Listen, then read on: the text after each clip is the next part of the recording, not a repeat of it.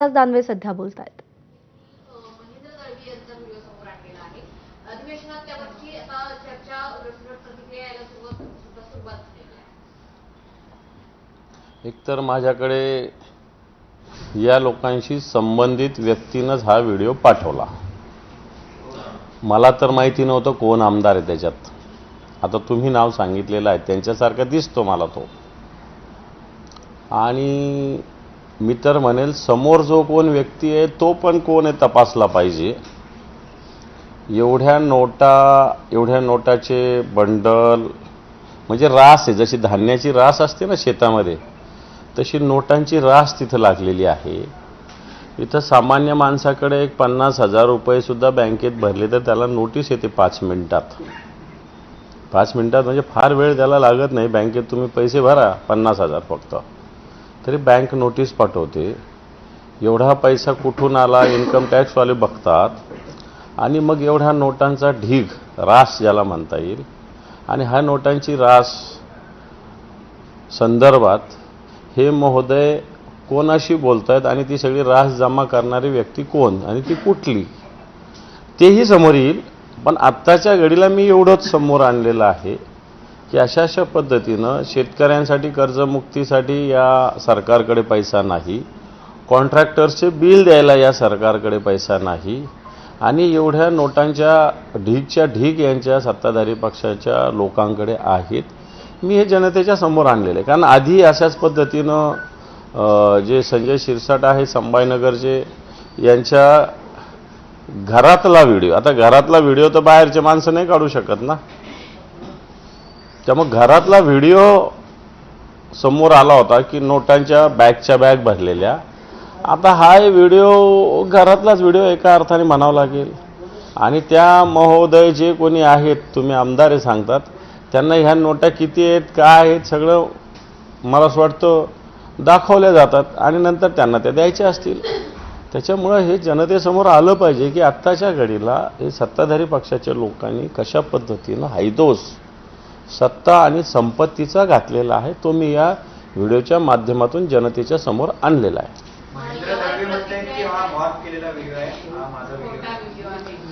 मला असं वाटतं याला पोलिसांना आपण सांगितलं तर त्यांनी सांगावं, मग पोलिसांकडे जावं आणि पोलिसांना याची चौकशी करायला सांगावी असं मला वाटतं. जर पोलीस माझ्याकडे आले तर मी सगळ्या गोष्टी डिटेल त्यांना सांगेल. मग महेंद्र दळवींनी जर मॉब केलेला व्हिडिओ असेल त्याची पोलिसात तक्रार करावी आणि पोलिसांनी निष्पृहपणे याचा तपास करावा. आणि जर माझ्याकडे चौकशीला पोलीस आले तर मी त्यांना या संदर्भात व्यवस्थित उत्तर देईल. या व्हिडिओचा काही अंश जरी सत्यता आढळली तरी मी आमदारकीचा राजीनामा देईल असं ते म्हणताय. हे पण मी कोणाला आमदारकीचा राजीनामा देण्यासाठी किंवा त्यांच्यावर आरोप करण्यासाठी हा व्हिडिओ पोस्ट केलेला नाही. मी आत्ताच्या घडीला जे 50 खोके एकदम ओके लोक म्हणत होते तर काही लोकांना राग येत होता, म्हणजे खोक्यांचंच राजकारण सगळं चालू हे दाखवण्यासाठी मला त्यांच्या राजीनामा, माझं काय व्यक्तिगत त्यांच्याशी काही राजकीय नाही आहे. त्यांनी त्यांचं खुशाल जे करायचं ते करावं, मला त्याच्याशी काही घेणं नाही. मी काही त्यांचा राजीनामा मी व्यक्तिगत त्यांच्यावर आरोपही केलेली नाही, करणार पण नाही. माझी भूमिका याच्यामध्ये ती कोण व्यक्ती आहे त्यांचा राजीनामा वगैरे मला त्याच्यात इंटरेस्ट नाही. मला सांगण्याचा मुद्दा आहे की आत्ताचे सत्ताधारी पक्षाचे लोक कशा पद्धतीनं जनतेची लूटमार करून, कारण हे तर काय यांच्या शेतीच्या उत्पन्नातून नाही येत, हे सगळ्या गोष्टी फॅक्टरीतून येत नाही. मग सगळे टेंडर्स, सगळं राजकारण, सगळे याचे त्याचे टक्केवारी घेणं, बदल्यामध्ये सगळ्या गोष्टी करणं, याच्यातला हा पैसा आहे. माझा मुद्दा तो आहे. मला त्या राजीनामा वगैरे हा काय मी मागितलेला नाही. मला त्याच्याशी त्या विषयाशी काही घेणं देणं पण नाही.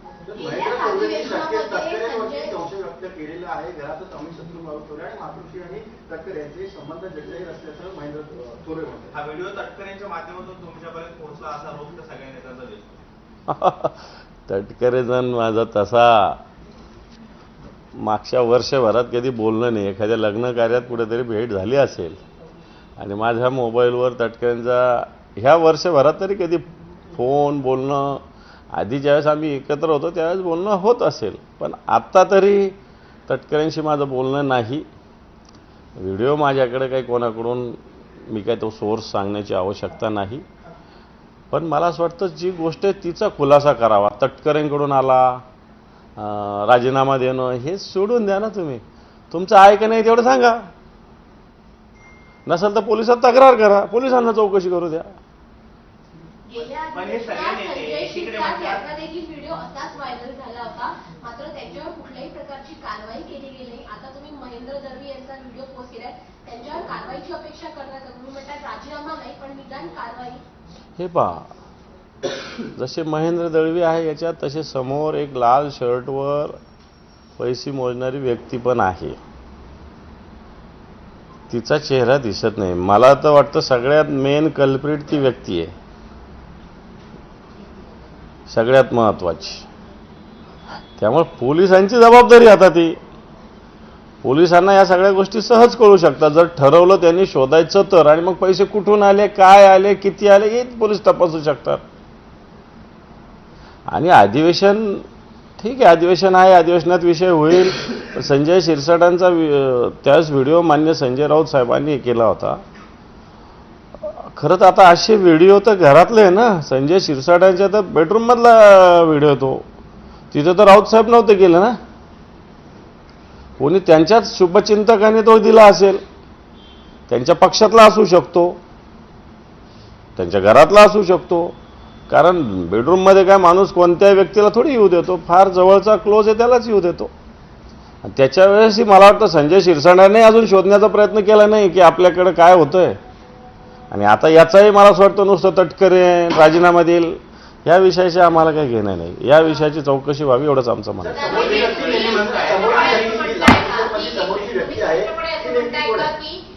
समोरच्या व्यक्तीचा तर शोध घ्यायलाच हवा. मात्र व्हिडिओमध्ये जे दिसताय तुम्ही आम्हाला दादा असं म्हणताय की बाबा ते महेंद्र दळवींसारखे दिसतात. तुम्ही स्पष्ट नाव घेताय का त्यांचं? महेंद्र दळवीच दिसत आहेत ना ते. महेंद्र दळवीच दिसत आहेत. आणि समोरचाही जो व्यक्ती आहे तोही तपासावा पोलिसांनी. तुम्ही ओळखता का समोरच्या व्यक्तीला, का कोण वाटतोय तो समोरचा? ओळखतो म्हणून मी व्हिडिओ ट्विट केलेला आहे. मी काय बिन ओळखीचं ट्विट काय बिलकुल केलेलं नाही. पोलिसांनी चौकशी करा एवढंच माझं खुलं आव्हान आहे बस. तुम्ही त्या समोरच्या व्यक्तीचं स्पष्टपणे नाव का घेत नाही? आणि समोरचा व्यक्ती हा त्याहीपेक्षा मोठा आरोपी असू शकतो का? एवढा नोटा असणारा माणूस त्याहीपेक्षा मोठाच असेल, येईल समोर. तुम्ही त्यांचं नाव का घेत नाही? समोरच्या व्यक्तीचं नाव का नाही? हे पहा, आता चेहरा दिसत नाही त्यामुळे तो मी नव्हेच म्हणेल. तो आता पुढचा त्याच्या चेहऱ्याचा येईल त्याच बघूया. मग कंत्राटदार आहे, राजकारणी आहे की नाही, मी आता त्याच्यात तुम्ही मला आतमध्ये नका पोहोचू नका तिथपर्यंत. या व्हिडिओचा भाग 1 आलेला आहे. भाग 2 सुद्धा याच अधिवेशन काळामध्ये गदारोळ हे पण मला अधिवेशनाचा हा मुद्दा नाही. मला ही महाराष्ट्राची संस्कृती खोक्यांची कशा पद्धतीने यांनी केलेली हा माझा मुद्दा आहे. याच्यातला अधिवेशनात काय होतं, सरकार काय घोषणा करतं, आम्ही काय प्रश्न विचारतो हे मला सगळं माहिती आहे. त्याच्यातून काय निघतं हे मला चांगलं माहिती आहे. परंतु या महाराष्ट्रात कशा पद्धतीनं राजकारण चालू आहे, कशा पद्धतीनं खोक्यांचं राजकारण चालू आहे, सत्ताधारी पक्षांच्या लोकांचा उन्माद कसा आहे हे मला या निमित्तानं समोर आणायचं आहे. तर यावर तुम्हाला सुपारीबाज आणि ब्लॅकमेलर म्हटलेलं आहे. आता हे पहा, सगळं समोर आणल्यानंतर एखादं उदाहरण द्यावं. मी हे दिलेलं आहे समोर. त्यांनी माझं एखादं सुपारीचं किंवा ब्लॅकमेलिंगचं एखादं उदाहरण द्यावं. मी हे सगळं खोटंही सांगेल. मग तुम्ही जो समोरचा व्यक्ती आहे त्याची चौकशीची मागणी करताय, तो शोधून काढला पाहिजे असं म्हणताय. तुमच्याकडे त्याची संपूर्ण माहिती आहे. तुम्ही स्वतः का पोलिसांकडे जात नाही? पोलिसांनी माझ्याकडे आल्यावर मी माहिती दिली असं तुम्ही म्हणताय.